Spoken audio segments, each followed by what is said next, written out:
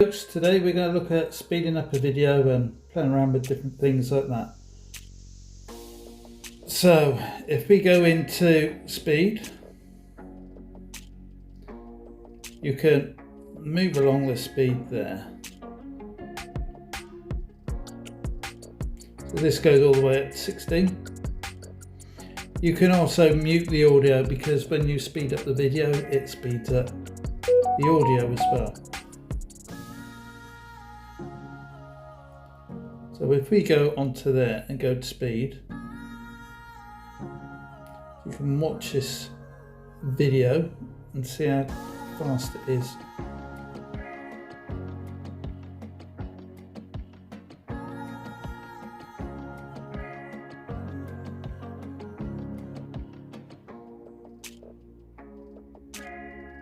So there you go.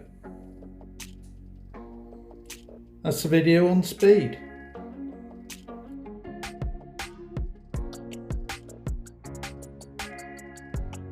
If you found value in this video, please like and subscribe to see more videos such as this. I've got at the end of this video a video on how to use KineMaster